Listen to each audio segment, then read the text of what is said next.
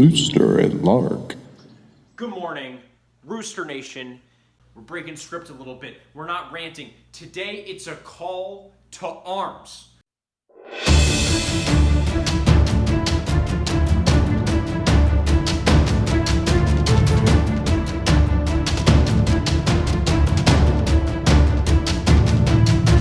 I need Rooster Nation to rise up. And what am I talking about? I've talked about it before, and I'm back. I'm back to talk about it again because we need another push on the battlefront. I'm talking about King Soopers. People, anyone who knows me knows I have a love affair with King Soopers. And it's not just that they're Kroger and I want a big chain. It's that they touch my heart in all the right ways. First, I love private selection. Even if I look around, I got private selection everywhere. Private selection avocado oil? Are you kidding me, King Soopers? I love you. We got to get Rooster and Lark into King Soopers. Now, before I get into what's going on, I want to back up. I want to rewind. I want to tell you my history with King Soopers because my roosters, they've said yes. I have a yes from King Soopers, but you go into the store and Rooster and Lark is not on the shelf. So what's going on? I want to back up and give you the full report. I start pitching King Soopers in 2016. I cold call like I do all my other accounts. I grind it out. And I cold call until I get a meeting with the buyer. I drop off some samples. I meet with them. I tell them, we got this new product. We started the farmer's market here in Denver. Unlike anything in your frozen aisle, we got Whole Foods, we got natural grocers. We want to be King Soopers. You know, do you support any local brands in your frozen set? Do you think you'd have room for us? The buyer says, yes, buck. We're going into King Soopers. That happens, I'd say, early 2017. Late 2016, early 2017. Okay. Well, when King Soopers says yes, my roosters, there's a lot that happens next. So first, you got to get set up with King Soopers' internal systems. And this is not a simple piece of paperwork. They have a whole internal platform to manage the hundreds and hundreds of thousands of items that they stock. So you got to go through that. You got to get that all figured out. You got to get set up with their distributor because they don't use the distributors that I have. They use their own distributors, okay? So I got to go get set up with DPI, go through their systems, their paperwork, get all that done. Summer 2017 rolls around. We're set up in Kroger's internal system. We're set up with their distributor. I say, hey, when are you ready to place the order? Well, my roosters. Then I get an email saying the buyers who I was dealing with were offered early retirement from Kroger. They took it, they're out, new buyer is in, right before the launch. I'm talking everything set up. They told me it's going to happen in July. I got this email June, new buyer is in. No problem.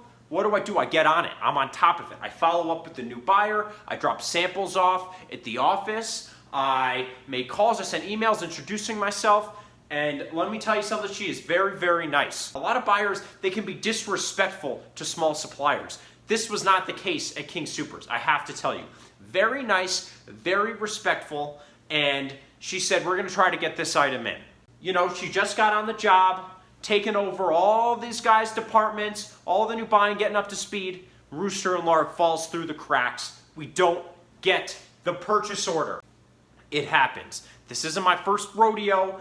Sometimes they say yes, but things fall through. That's the nature of working with these big corporations. They're not small and nimble like the Rooster. They're big, and you gotta move within the slow wheels of corporate America and how things work. So I say, hey, when's the next time we can get Rooster and Lark in the store?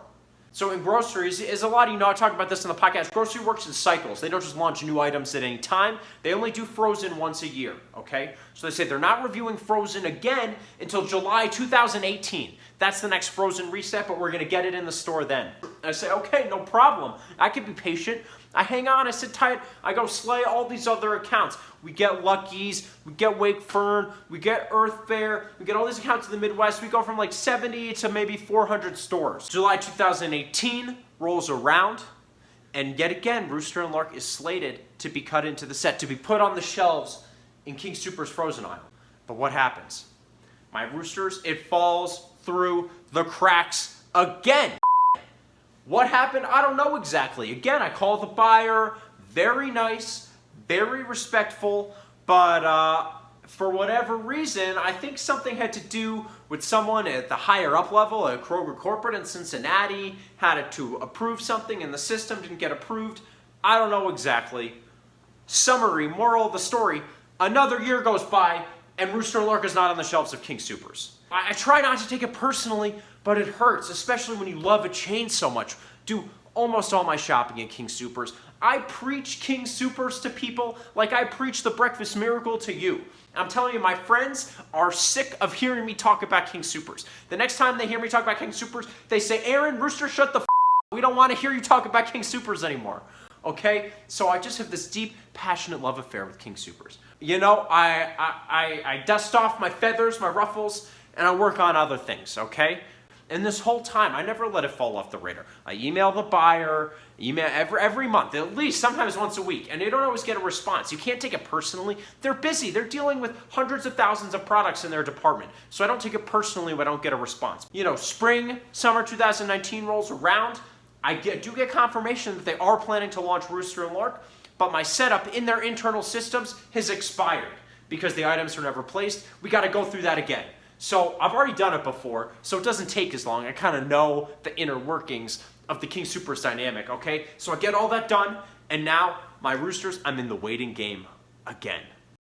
I don't know what the plans are for Rooster Lark. I don't know if they're going to launch it. I don't know if they're not going to launch it. I don't know if they're going to wait. I don't even know when the scheduled reset is. It's very hard to get information from the King Soopers team. But here's what I know. They want the product. It's set up in their internal systems, and it's set up with their distributor. So all they need to do is place the order. And Roosters, this brings me to my next big push, my call to arms. August is Breakfast Miracle Push to King Soopers Awareness Month. National holiday dedicated by the President of the United States and the Rooster. And here's what I need Rooster Nation to do. I have all of these forms. These are the Find the Rooster forms, okay? And you take it to any grocery store that you want to see Rooster and Lark in. So you want to see it in your local King Soopers, you take this form and you go and you hand it to the customer service desk. And you say, listen, this is a product I'd love for you to carry. We need everyone to get involved to make this happen. If you're watching this video, I need you to go to roosterlark.com. I need you to go on the where to buy, and I need you to print this form.